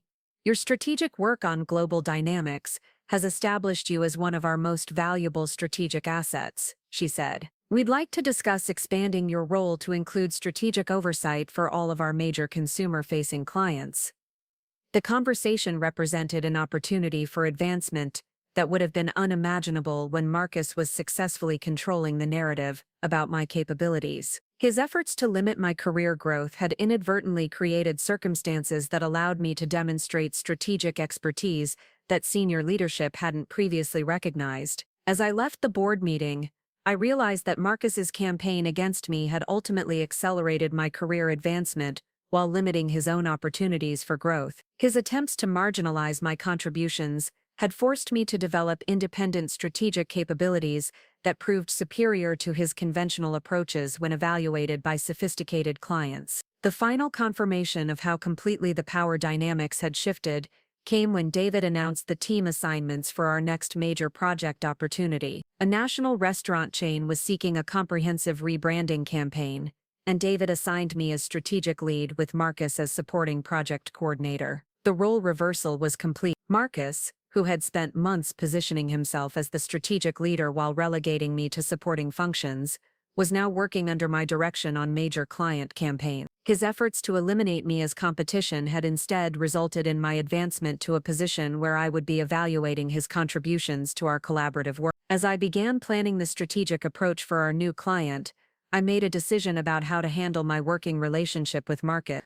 Rather than treating him with the subtle disrespect he had shown me, I would demonstrate the kind of professional leadership that focuses on achieving excellent results, rather than settling personal score. Marcus's behavior had taught me valuable lessons about workplace politics and the importance of documenting contributions carefully.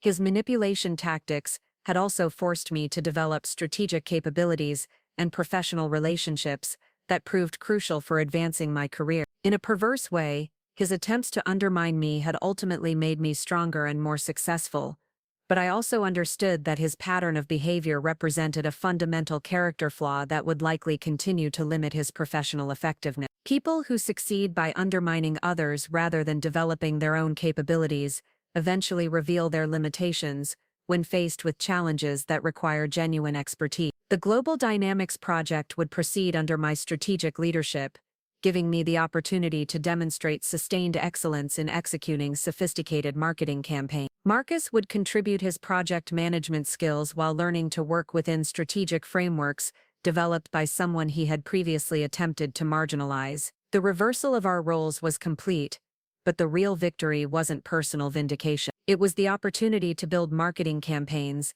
that truly served client needs while advancing my own career based on demonstrated expertise, rather than political manipulation. Marcus had inadvertently given me the greatest gift possible, the chance to prove my strategic capabilities under the most demanding circumstances possible. 6 months later, I stood in the same conference room where Marcus had once dismissed my contributions, but now I was addressing the entire marketing department as their newly appointed Director of Strategic Innovation. The Global Dynamics campaign had exceeded every performance metric, generating a 47% increase in brand favorability among target demographics and resulting in their highest quarterly sales in company history. The success had transformed not just my career trajectory, but Pinnacle's reputation as an agency capable of delivering sophisticated research-based marketing strategy. The irony wasn't lost on me as I looked out at the faces in the room, including Marcus sitting in the third row, his expression carefully neutral,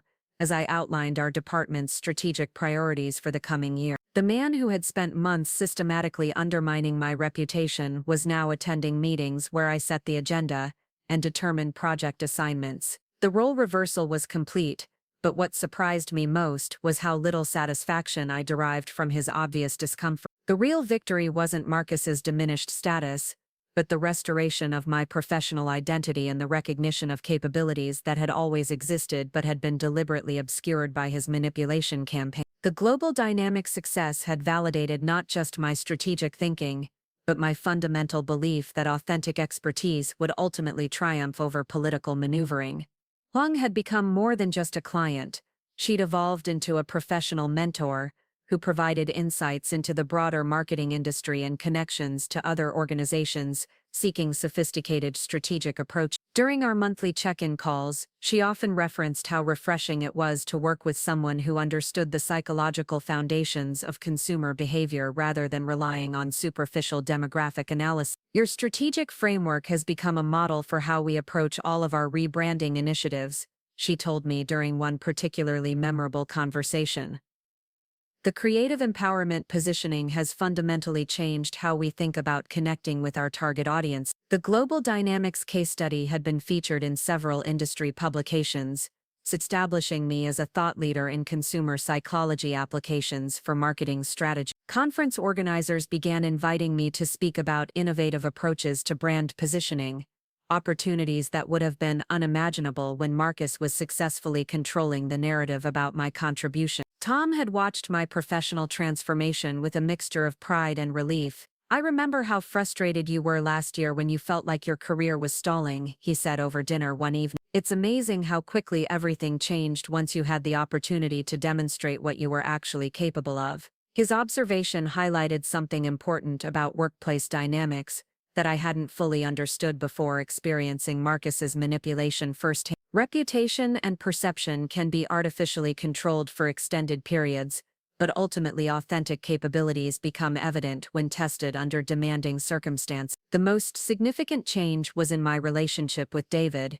who had been completely unaware of my strategic capabilities while Marcus was systematically minimizing my contribution. Our weekly strategy sessions had evolved into collaborative discussions where David sought my input on complex client challenges and industry trends. "I have to admit, I was completely blind to the depth of your strategic expertise," David confessed during one of our meetings. "Marcus had convinced me that your strengths were primarily in research and analysis. I had no idea you were developing such sophisticated frameworks for consumer psychology applications." His candor was both validating and troubling. It confirmed that Marcus's manipulation campaign had been devastatingly effective, even with senior leadership who should have been evaluating performance based on objective results rather than subjective narrative. The promotion to Director of Strategic Innovation came with responsibility for developing strategic frameworks for all of Pinnacle's major clients, not just consumer-facing brands. The scope of the role required me to apply psychological insights to diverse industries,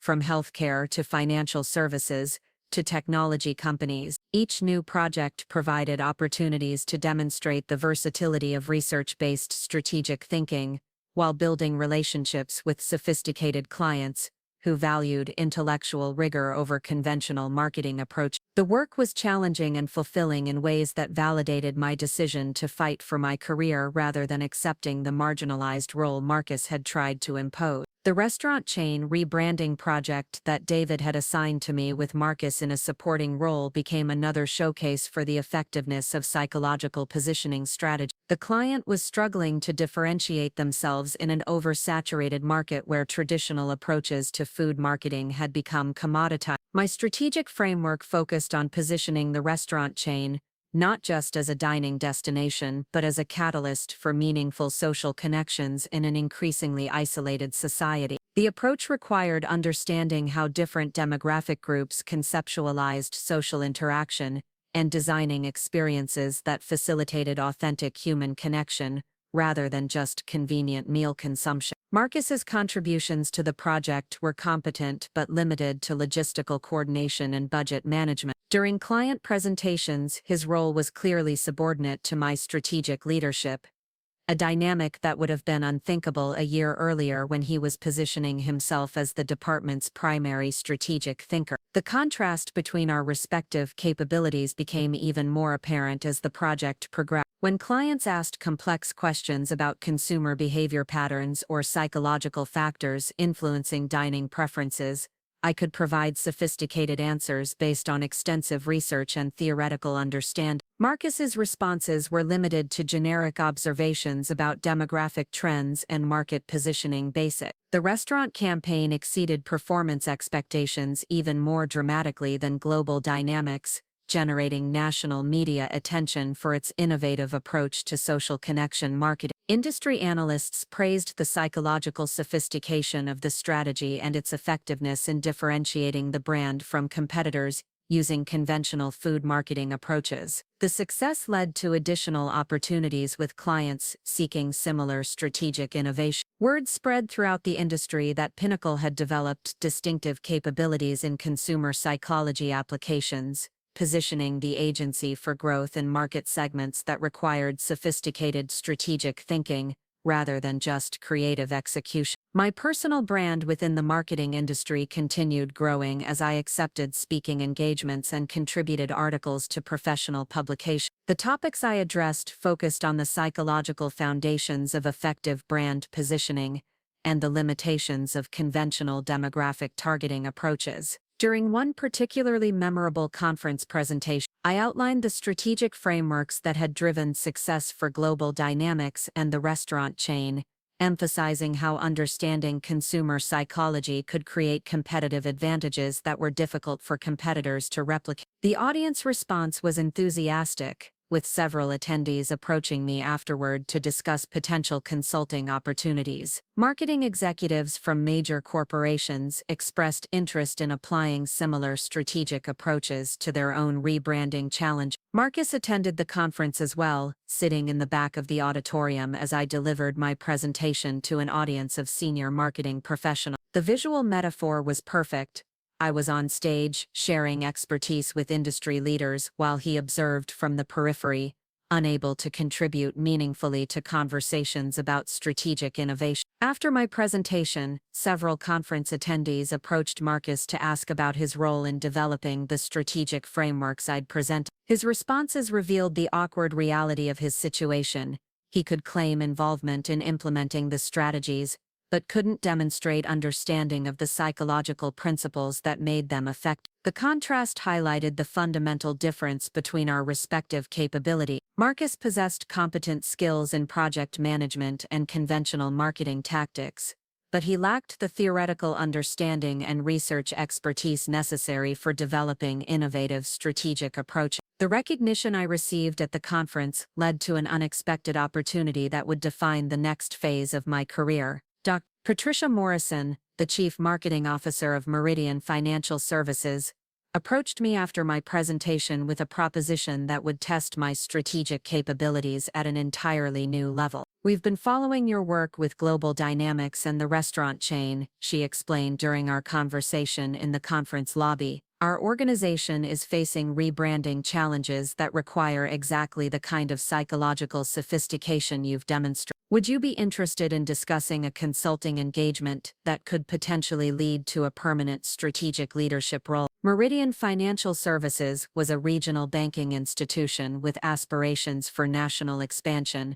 but they were struggling to differentiate themselves from larger competitors with more established brand recognition. Their challenge required understanding how different demographic groups conceptualized financial security and designing banking experiences that addressed psychological needs, rather than just functional requirements. The opportunity represented a chance to apply my strategic expertise in an entirely new industry, while potentially advancing to a senior leadership role at a larger organization. The prospect was both exciting and daunting, requiring me to develop frameworks for financial services marketing while competing with candidates who had extensive industry-specific experience. Dr. Morrison explained that Meridian was specifically seeking someone with expertise in consumer psychology applications, rather than conventional financial services marketing experience. Their research had indicated that traditional banking marketing approaches were insufficient for connecting with younger consumers who had fundamentally different relationships with financial institutions than previous generations. We need someone who can understand the psychological barriers that prevent millennials and Gen Z consumers from engaging with traditional banking services, she said.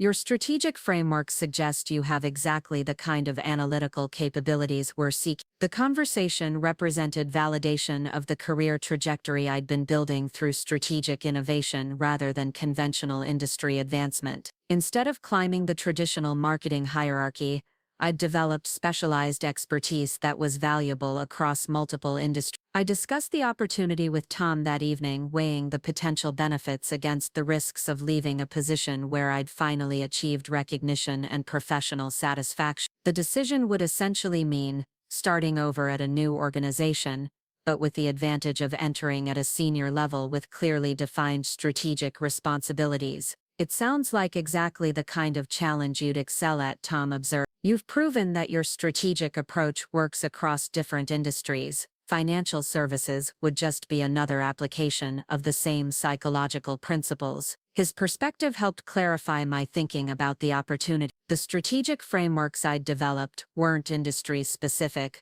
but represented a methodology for understanding consumer psychology that could be applied to diverse business challenges. After careful consideration, I decided to pursue the Meridian opportunity while maintaining my position at Pinnacle during the transition period. The arrangement would allow me to complete my existing client commitments, while exploring whether the financial services role represented the right next step for my career development. The interview process with Meridian was extensive, involving presentations to their executive leadership team, and detailed discussions about strategic approaches to their rebranding challenge. The conversations revealed that their organization faced complex problems that required exactly the kind of sophisticated thinking I'd been developing. During the final interview, Dr. Morrison asked me to outline how I would approach developing a strategic framework for financial services marketing. My response drew on insights from consumer psychology research about financial decision-making,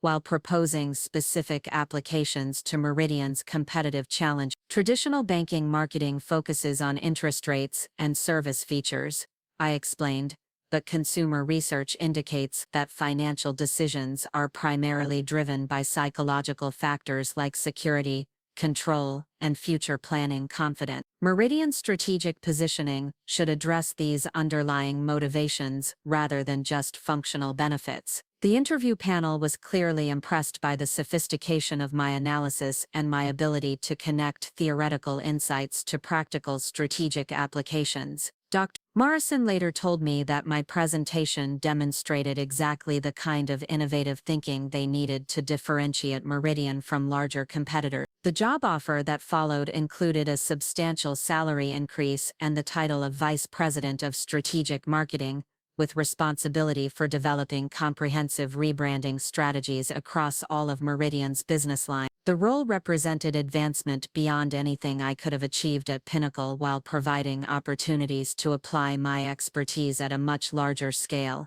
As I prepared to transition to Meridian, I reflected on the dramatic transformation my career had undergone in just over a year. Marcus's campaign to marginalize my contributions had inadvertently forced me to develop independent strategic capabilities that proved more valuable than I'd initially recognized. The experience had taught me important lessons about workplace dynamics and the importance of building authentic professional relationships based on demonstrated expertise rather than political maneuvering. Marcus's manipulation tactics had been temporarily effective, but ultimately self-defeating because they were based on controlling perception rather than developing genuine capability. My final week at Pinnacle included transition meetings with clients and colleagues who expressed disappointment about my departure while congratulating me on the career advancement. The Global Dynamics team specifically requested that I remain available for strategic consultation during the ongoing campaign implementation. Dr. Huang's reaction to news of my departure was particularly gratifying. While we're disappointed to see you leave Pinnacle, we're excited about the potential for collaborating with you in your new role at Meridian, she said during our farewell conversation.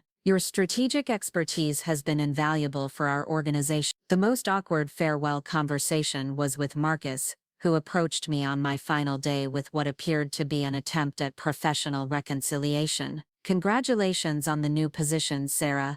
I hope there are no hard feelings about our professional disagreements over the past year. His comment revealed how completely he misunderstood the nature of what had occurred between us. From his perspective, we'd had professional disagreements that were now resolved by my departure. He seemed unable to recognize that his behavior had constituted systematic manipulation designed to undermine my career advancement. I appreciate that, Marcus, I replied diplomatically.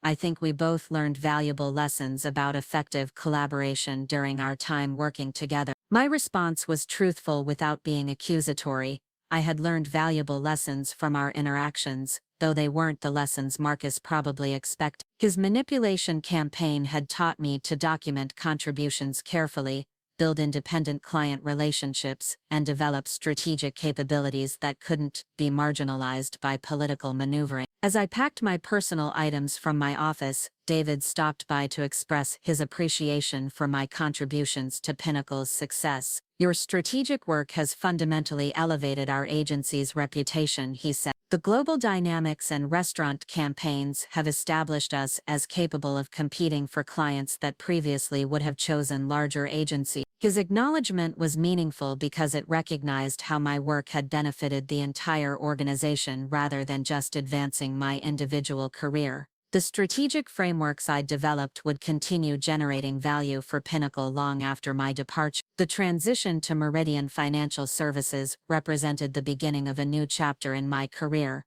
one defined by leading strategic innovation at a larger organization with more complex challenges. The role would require applying everything I'd learned about consumer psychology while developing expertise in financial services marketing. 6 months into my tenure at Meridian, the rebranding campaign I developed was generating remarkable results. The strategic positioning focused on financial empowerment and future planning confidence had resonated strongly with target demographics, resulting in significant increases in new account openings among younger consumers. The success led to additional responsibilities, including oversight of digital marketing initiatives and strategic planning for Meridian's national expansion effort. The scope of my role continued expanding as senior leadership recognized the value of research-based, strategic thinking across different aspects of their business. During a recent industry conference, I encountered Marcus at a networking reception. He approached me with apparent enthusiasm, perhaps hoping to leverage our previous working relationship for professional benefit. Sarah, congratulations on all your success at Meridian, he said. I've been following your work in the industry publications. Very impressive strategic thinking. His tone suggested he was attempting to position himself as someone who had contributed to my professional development rather than someone who had tried to undermine it. The revisionist history was remarkable in its audacity. Thank you, Marcus. I hope things are going well for you at Pinnacle, I replied politely, though I knew from industry contacts that his career advancement had stalled following my departure. Without my strategic contributions to appropriate, Marcus had struggled to develop innovative approaches for his remaining clients. Several accounts had expressed satisfaction with the conventional marketing strategies he provided, leading to reduced responsibilities and speculation about his long-term future at the agency. The contrast between our respective career trajectories highlighted the difference between success built on authentic expertise versus success achieved through manipulation and appropriation of others' work. Marcus's short-term gains from undermining my reputation had resulted in long-term limitations as his own limitations became apparent.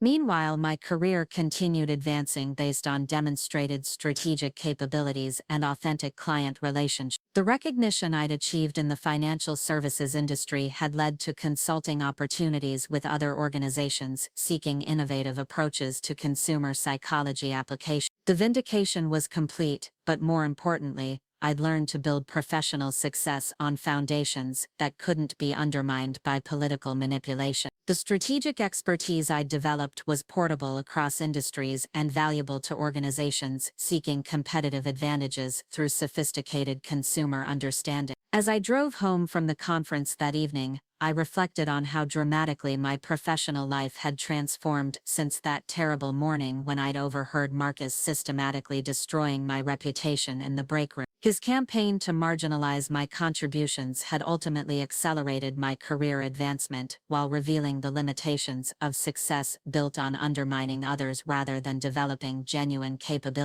The experience had taught me that authentic expertise in professional relationships based on demonstrated value creation were more durable than any manipulation tactic. Marcus's temporary success in controlling workplace narratives had collapsed as soon as I'd had opportunities to showcase my actual strategic capabilities under demanding client evaluation. The lesson extended beyond individual career advancement to fundamental principles about professional excellence and ethical behavior in competitive environments. Success achieved through undermining others might provide short-term advantages, but it creates vulnerabilities that become apparent when facing challenges that require genuine expertise rather than political maneuvering. My phone rang as I pulled into my driveway, interrupting my reflection. The caller ID showed Dr. Morrison from Meridian, and I answered with curiosity about why she would be calling on a Saturday evening. "Sarah, I wanted to share some exciting news," she began. "The board of directors approved the strategic framework you developed for our national expansion. They were particularly impressed by the consumer psychology research and the innovative approaches to financial services positioning." Her call represented another milestone in the career trajectory that had begun with my decision to fight back against Marcus's manipulation rather than accepting the marginalized role he'd tried to impose. The strategic expertise I'd developed had created opportunities that extended far beyond what I'd initially imagined possible.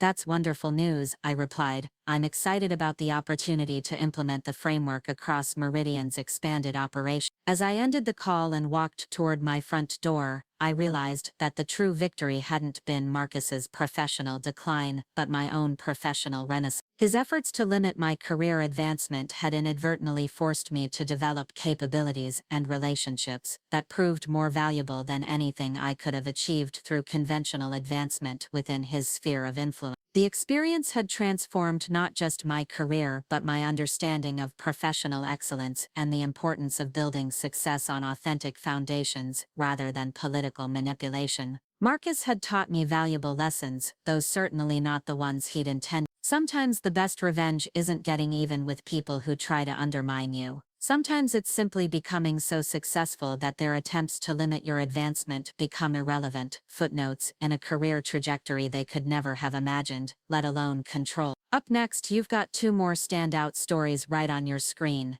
If this one hit the mark, you won't want to pass these up, just click and check them out.